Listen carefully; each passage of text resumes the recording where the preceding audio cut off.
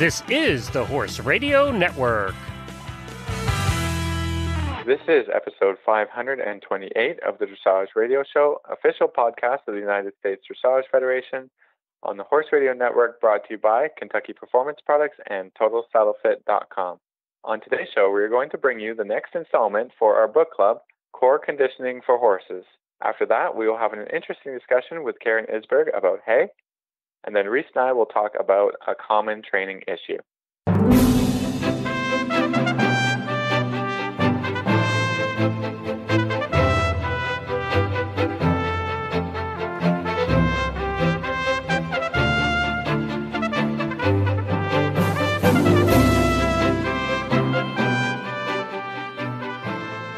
This is Reese Koffler-Stanfield from Georgetown, Kentucky. And this is Philip Parks from Rockwood, Ontario, and you're listening to the Dressage Radio Show. Hey there, Phil. Hi, Reese. How are you doing? I am good. It's been a busy week around here, keeping me out of trouble for sure. What have you been up to? Tell me. Well, so next week here in Lexington is the AECs. And please, if anyone's in town that is a listener, I'd love to meet you. So we have lots of people coming for the American Eventing Championships. So I have a lot of horses also competing. So they're kind of taking precedence this week, getting everybody ready. And it's interesting getting event horses ready versus dressage horses because they have other phases to do. And it's even they got to split their time a little bit. And focus on different things. Yeah. Exactly. And, just like any championships, horses are seeing the vet and they're seeing the chiropractor and, all the things along with they have to get their gallops in. And it's quite hard here right now. We've not had a lot of rain. We went from a lot of rain in June into no rain. So it's really hard here. I heard they are irrigating the cross-country course, actually. But it's hard to prep horses. Yeah, and get them ready because it's hard. So that's keeping us out of trouble. And just getting back in routine after I was in Maryland. So it's all good. And you had a successful show, didn't you? Yeah, we were busy showing horses, and I was doing some coaching and whatever. And we've got a really actually special horse, a 6-year-old that I've been showing this summer. He's gotten out to a couple of shows now, and he's scoring quite well in the FEI 6-year-old test, which is really fun. Really, I didn't know whether he was going to be able to show this test earlier this year. It's with the young horses, it's kind of how it goes. You're like, well, is he going good? Take him out and show him. If he's not, we can train some more. And so at this stage, the 6-year-old stage is when they learn how to do a flying change. That's not always go straightforward, and I really like them to be confident and to be able to, for my own confidence as well, to not be like, well, is he going to do the change? Or so I won't show them if it's like a 50-50 thing. But he actually kind of clicked in around in June, and I prepared him and I've shown him. I think I've done the 6-year-old test a bunch of times, but he's won a whole lot, and he's scoring in the. I think his top score was 7.5. So this is a horse we're really excited about, and he's done fantastic. So over the winter, his owner is going to take him over, and we're going to keep moving up the levels, hopefully, and keep going. And we've just been really happy about this horse. And that's been what's going on. So fun.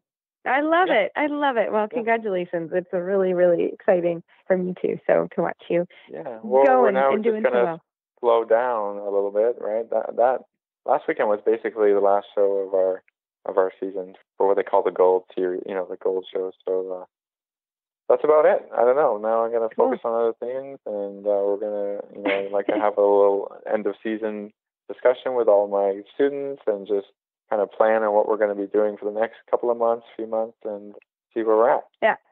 And that's the difference for your season versus ours. We usually settle down a little bit in the summer because it's so hot, and then we're about ready to ramp up for the fall season. So I'm always a little bit jealous when you're like, done for the year, and we're starting back. I'm not gonna lie, a little jealous sometimes.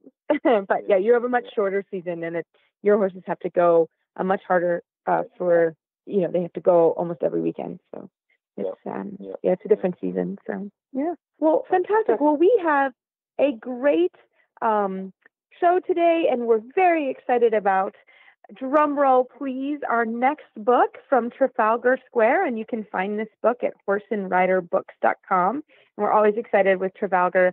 They're a great partner with us and always help us find great books that we feel like you guys will enjoy. And I'm very excited about this book. And we have Simon Crocozza. He is the author of Core Conditioning for Horses, a yoga-inspired warm-up techniques, increase suppleness, improve bend, and unlock optimal movement.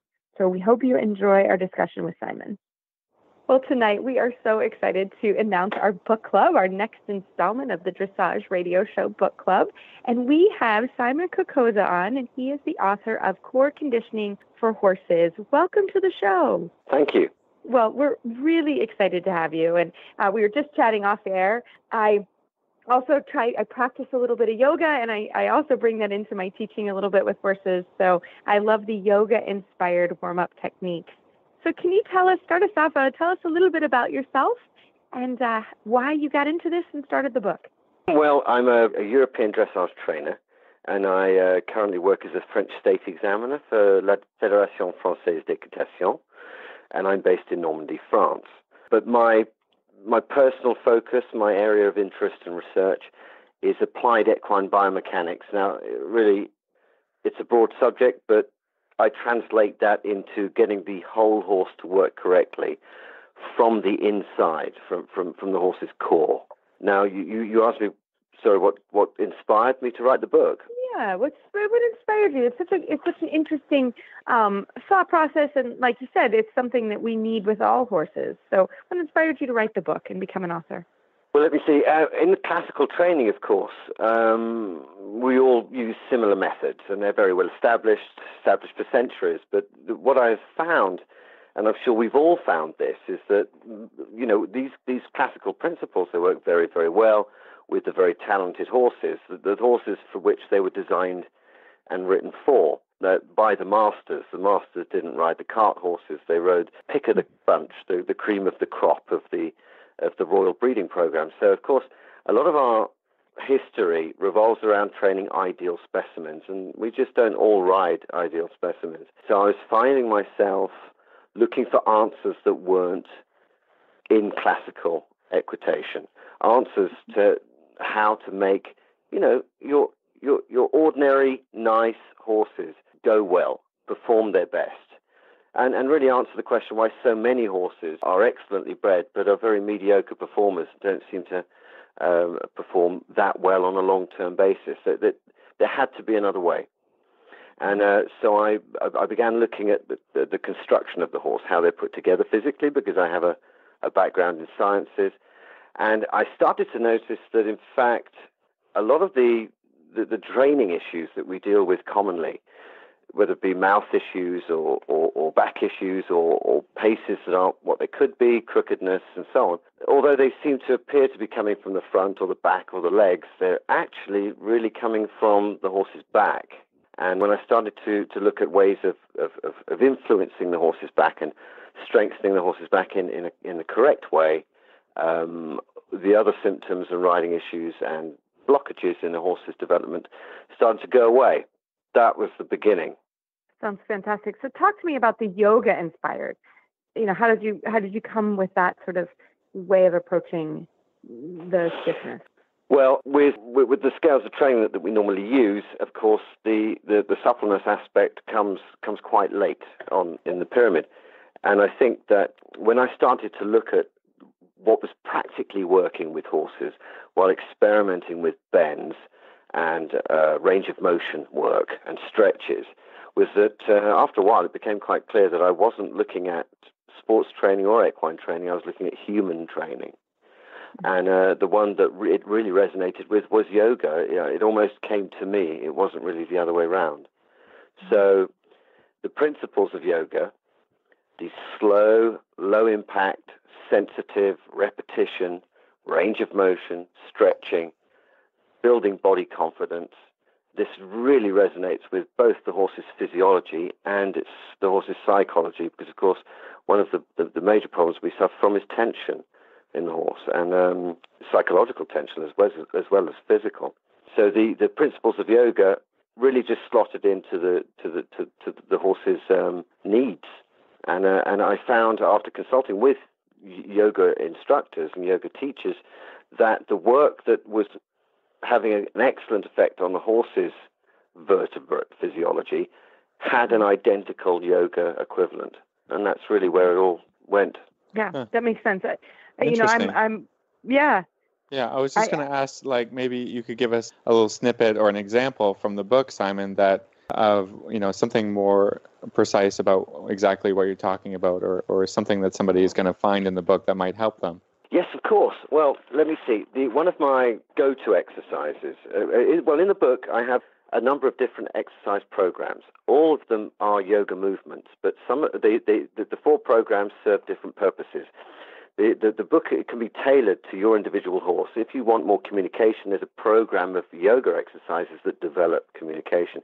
If your horse needs more flexibility, there's a program of exercises that develop that. One of the go-to exercises that I enjoy very much is the core release vaults. Now, these are 2 6-meter circles that we change the rein where they touch. Now, we use a lot of inside flexion to realign the spine.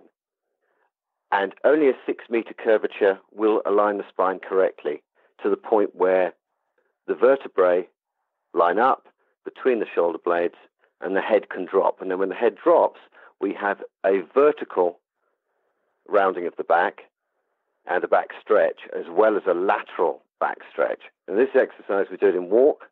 And when the horse absolutely gets it in walk, we go into a very light trot décolle, just a very soft trot, and then eventually develop it into a canter with a flying change. And it teaches the horse coordination from very, very basic and low-impact principle, but it stretches the top line as well as the outside of the horse. And it's crucial.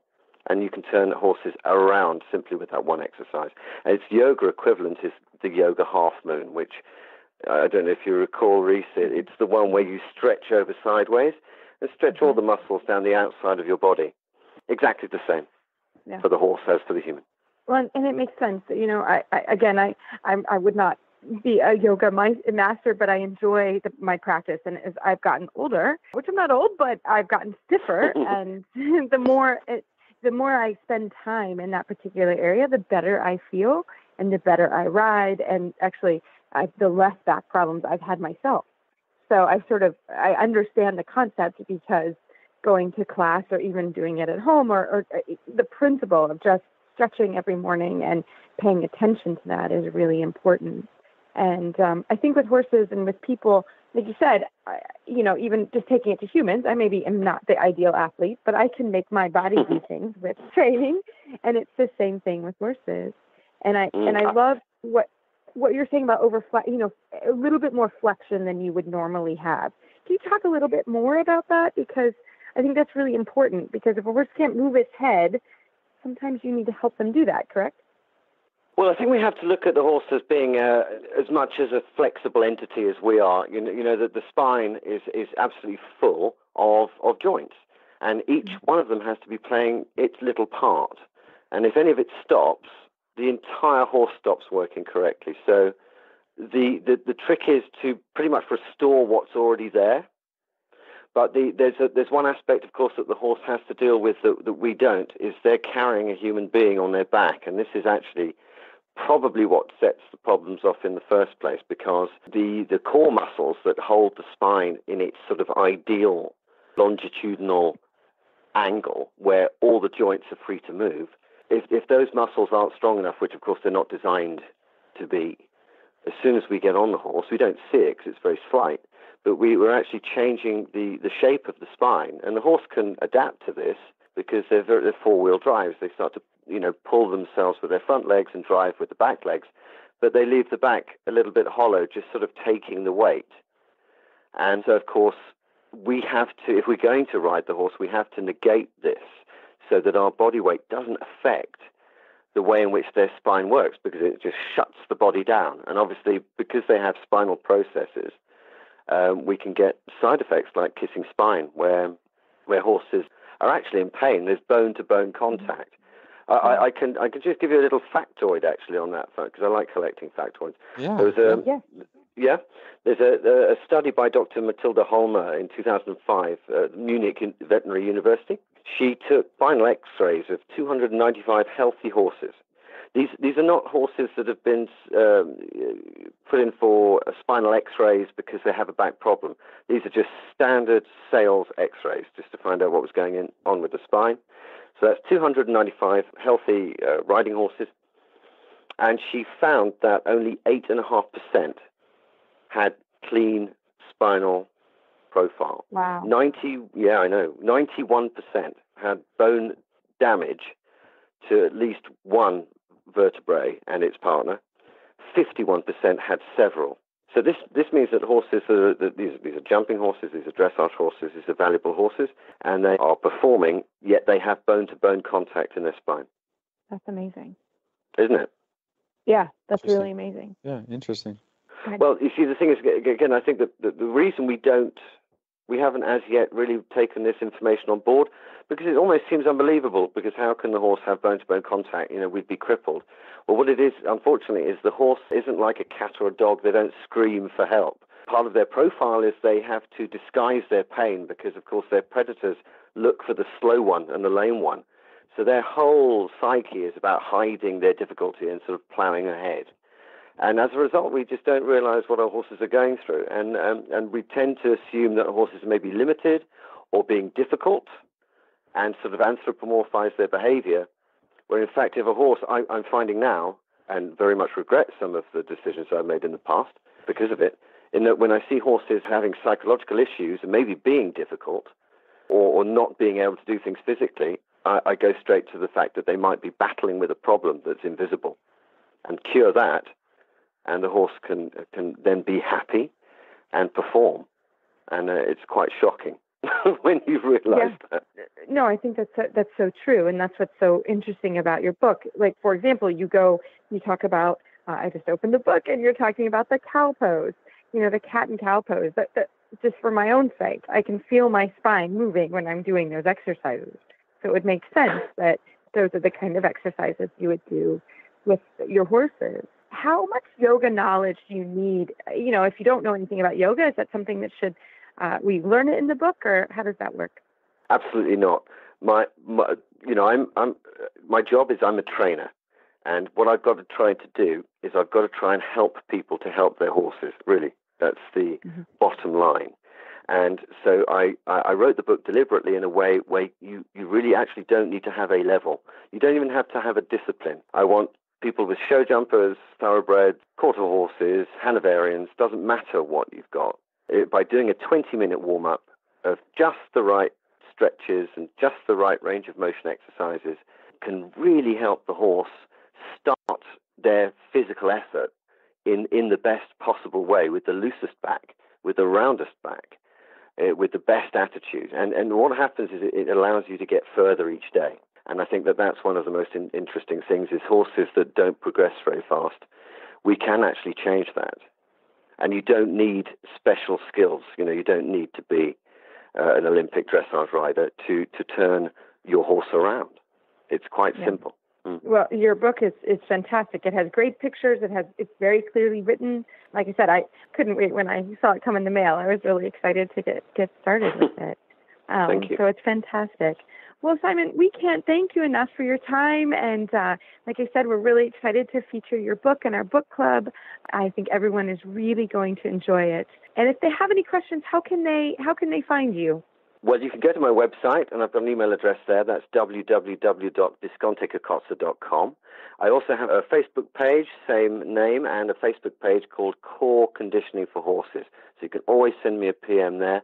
If you've got a difficult horse or you're having trouble working out what to do, just send me a message. I'm always willing to help, because if we're not here to help horses, then we're not really here to do anything. So it's really a primary concern of mine.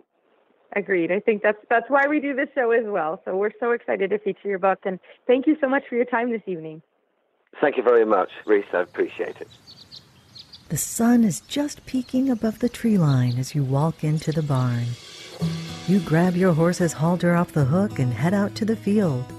The dew shimmers in the sun as you walk across the damp grass. You call his name and his head comes up as he walks toward you, looking for the apple in your pocket. You take your time grooming, enjoying the peace and quiet in the empty barn. A refreshing breeze greets you as you start down the tree-lined path. Your horse ambles along on a loose rein as you both enjoy a relaxing ride. The feeling you get on an early morning hack is why we do what we do at Kentucky Performance Products. This feeling is brought to you by Microphase. Fill the nutritional gaps in your horse's diet. Microphase Vitamin and Mineral Supplement is a low-calorie way to provide your horse with the vitamins and minerals missing from their diet. The horse that matters to you matters to us. We are so happy to have Karen Isberg, Kentucky Performance Products President, on the line and our regular guest now. Karen, welcome to the show. Thank you. It's always fun to be here. And we love having you. And we have a really important topic that I don't think we think about enough. So let's get to it. What do you think? Yeah, I'm ready. I wanted to talk about hay today. I love it. Hay is the foundation of your feeding program. I get very excited when I talk about hay because hay is so good for your horse. He really needs it. Like I said, it's the foundation of your feeding program. You should never be feeding any less than 1% of their body weight in hay. And in fact, 1.5% to 2% is that optimal amount. So, and I just was kind of going to ask what type of hay you feed, and then we could talk a little bit about the energy requirements for a horse and then how different hays may address it. I love it. Well, you know what kind of hay we feed. We have a hay source that's right around the corner from my farm. And typically they have some really quite decent orchard grass, some timothy, sometimes a little bit of clover in the hay. It'll be interesting to see. They did not have a great hay crop this year, so it will be interesting to see what happens for us. We may be looking for other sources, but so we feed a pretty local hay. And as Karen can tell you, at my barn, we do not have the problem of skinny creatures. If anything, it's like, Karen, how do we make them skinnier? But I am a free choice hay kind of girl. Being from Kentucky, I like our horses out as much as possible, but and I feed as much hay as possible. But that gets to be a bit tricky depending on the horses. Then we have some metabolic creatures. So at our house, that's kind of what we feed. But I'm very lucky because Karen's at our barn every day, and when we get new hay, I have her look at it. Yeah, so it's fun to be able to look at the different hays that come in, and then we kind of decide, depending on what the hay looks like, as to whether or not we need to feed more or less to meet the requirements of the horses. So it's always exciting. Ours is pretty good, but this year our hay, we had a lot of rain when they were bringing up the first cutting, and our hay source for the farm had trouble getting hay up. So they even said, Reese, it doesn't look great. And I said, Karen, it doesn't look great. But they all seem to be eating it, and nobody is skinny at our house. So I think sometimes you do have to make concessions. I mean, it's an agricultural product. And again, we do not have picky eaters at our house. So we're doing okay on this load. But it doesn't look great. But, it is what it is. No, I mean, when you have to wait to cut the hay like that, then you have a little more weed in it, and you have a little more mature hay. But like you say, for your barn, where you have a lot of easy keepers, even though they're in hard work, they're relatively easy keepers, and they seem to maintain themselves really well on this more mature hay. And I don't see that you've got one horse in there that is a thoroughbred that's a little bit more of a struggle to keep weight on, but she's getting some additional alfalfa cubes, and so that's really helping her. Right. So we give her some additional. We know that, but she's the only one. The rest of them are incredibly easy keepers. Yeah, which does bring in some other issues. We've got some with hay nets, the nibble nets, because we want them to eat as much as they can, but we can't 100% just give them free choice. So that's one of the things that we do. You want to slow them down so that they have hay to eat through the day, but that they're not eating this huge quantity. And the nibble nets work really well for that. Does slow them down. What about you, Phil? Yeah. What kind of hay are you feeding up there in Canada? So I have to say, I think from our region, I think we have some of the most beautiful hay in the world. Yes. I've toured around, and And so we are on Timothy alfalfa mix most of the time, some grass hays as well. Our summers we will get sometimes, usually 2 cuts. So if a horse needs a little bit richer hay, then we can have a little bit of choice about that. But this year I think we're getting beautiful hay, and we normally when they take the hay off, we'll take a bale and we'll do a little hay analysis just to confirm some things that we know by look and by smell and by just to figure out that what kind of grain we're going to need to be supplementing just in case. So we like to do that just kind of once a year. We have great local sources, basically neighbors from all around that will supply the hay. And if we say we need a little bit more Timothy, they've got a field for that, a hay coming off for that. Really knowledgeable farmers as well about hay, about horse hay in particular, because large dairy industry around. So the dairy hay would be a little bit different, and then the beef cattle hay would be a little bit different. But longtime sources who know what we like and what we need, and are very experienced in getting dry hay off that goes into our barn. Excellent.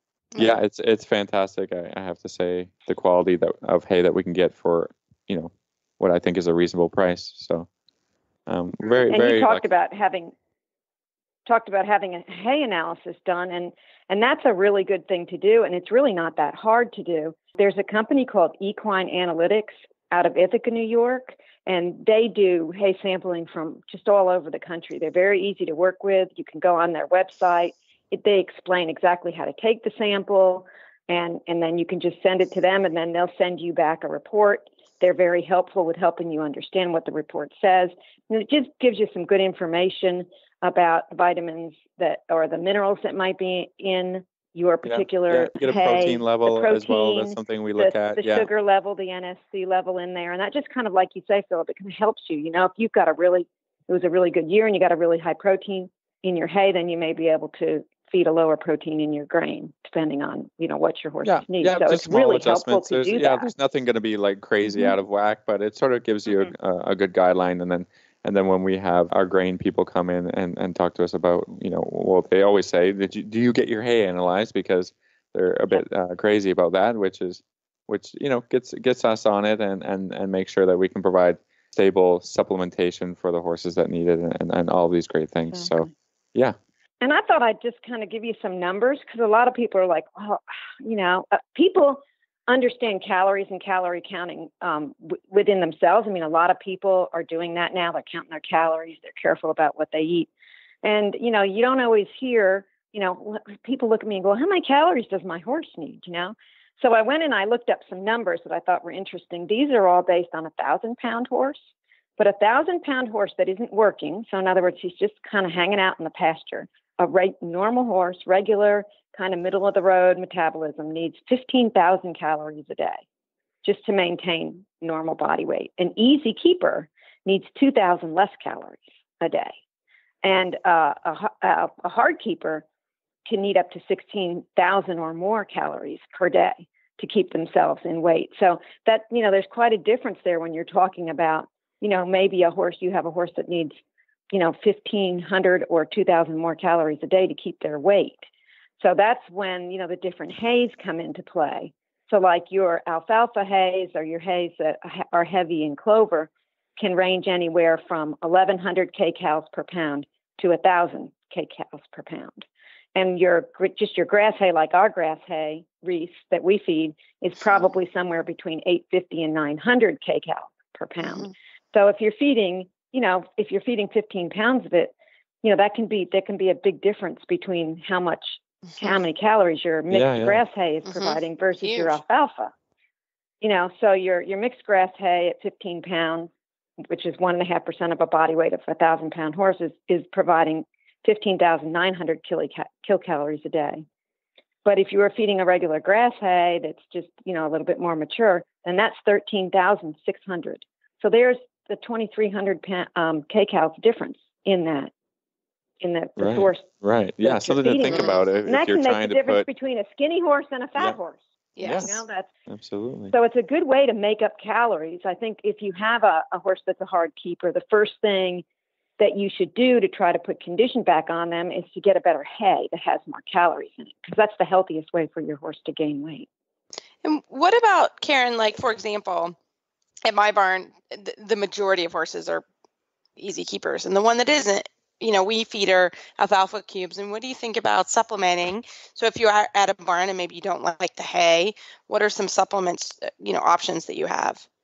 Well, you need to go ahead and make sure that you're feeding at least, I like to go with 1.5% of their body weight in hay. So even if it's a hay that they don't like that much, or that, they're eating it slowly, or it's not keeping the weight on them, make sure you feed them that level of hay, because they need that fiber going through their gut to remain healthy. And then if you can feed a concentrated feed with that, depending on what your horse needs. It can be a regular feed or a low sugar, low starch feed.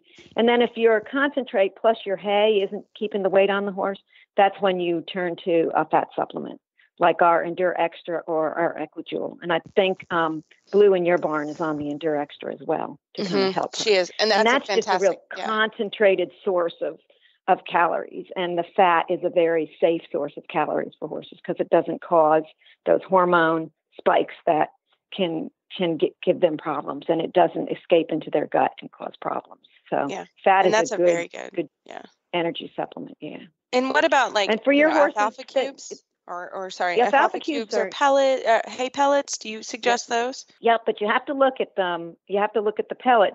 So depending on what the pellet is made of, so like a Timothy pellet or a Timothy cube is going to be less energy dense than something that has the legumes in it, that has the alfalfa in it.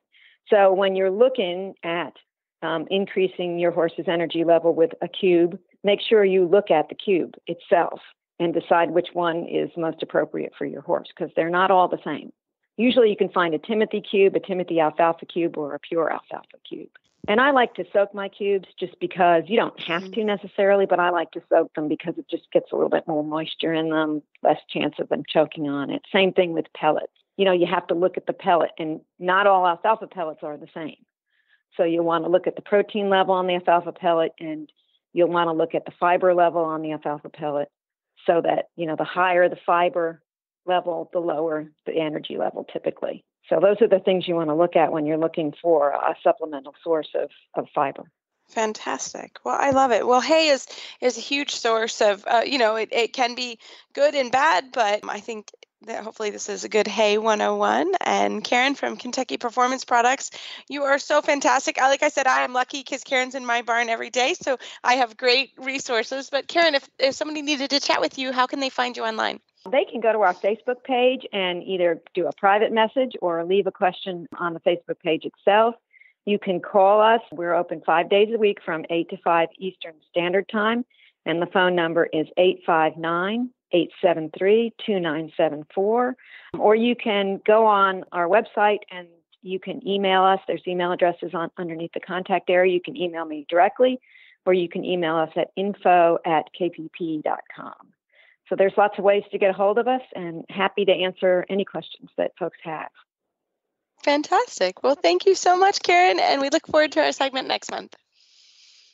All right. You guys have a nice day. Well, Phil, as we all know, I am in love with my Total Saddle Fit Stability Stirrup Leathers. Love them. Use them today. Working on my extended trot with Big Mike. Yeah. Any help I can get, I like. So as we know, these are fantastic stirrup leathers. I use them every day, and I know you do as well. Yeah, it's really great product, and it goes well with Stretch Tech shoulder relief girths and all the other products that we've been able to try out and test out from Total Saddle Fit. We just love the company. And they have great deals on shipping going on. They can get you their products pretty darn fast. Check it all out at TotalSaddleFit.com.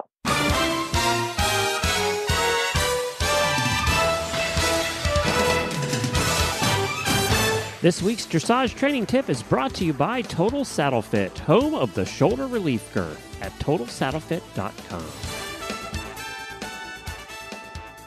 Well, Phil, you and I are up for the Total Saddle Fit tip of the week because I actually have a really good tip from today. And I will be very excited to have Dominique Lean, who's my assistant, who gets a shout out because she's been working really hard around here. We're really busy right now, and I couldn't do it without her. But she's getting her young thoroughbred mare ready for the thoroughbred makeover. And this is a really interesting process. It's a great program, and it's a difficult program because, you're taking a young horse that's already had a career doing something else. I don't actually know her race record. I know she raced, and I know she did well for a little bit, but they brought her off the track, I think, because they didn't want to hurt her. But this particular mare has been quite challenging to train. And one of the things, she's sensitive. That's why she's going to be super nice, but she's sensitive. So Dom went to a horse show a couple weeks ago, and she really struggled with the overhead sound system. Not necessarily the announcer, but the music. So again, we always say it's really important to take young horses on field trips.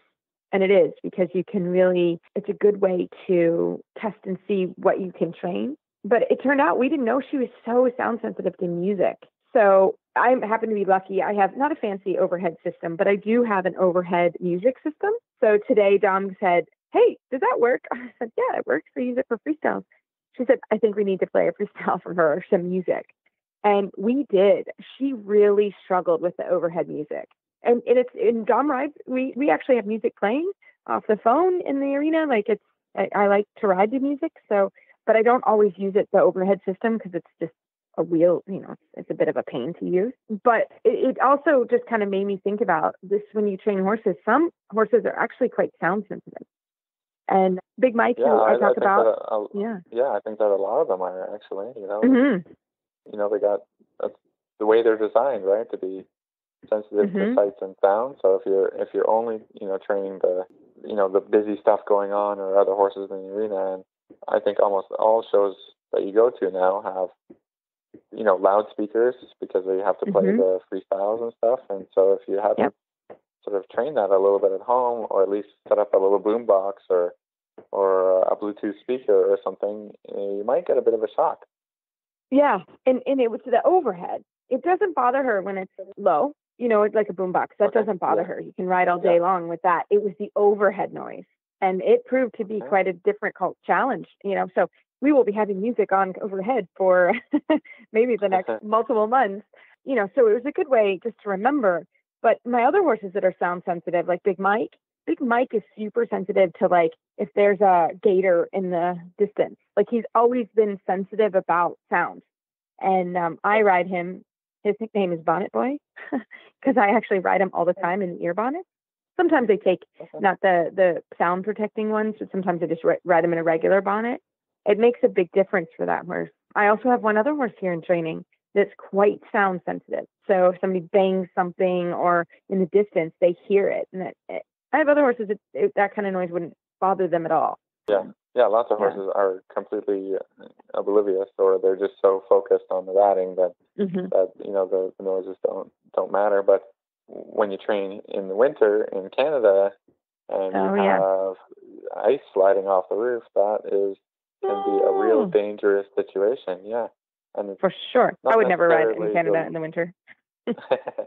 But it happens. Some of us do, right? No, I'm sorry. When I'm in Kentucky, we have ice fall off the roof here too. I'm just a chicken and won't ride. Not gonna lie. All right. Well, but it can be very helpful. You were talking about the bonnets, and now, even at the shows, I think this year or last year, they legalized the not soundproof but dampening bonnets, and so I think that's been a really good introduction of something that helps. So I've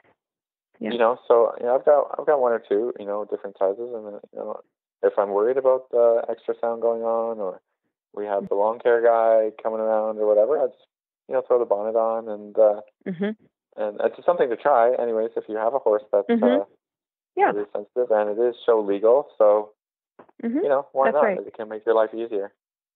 Yeah, for sure.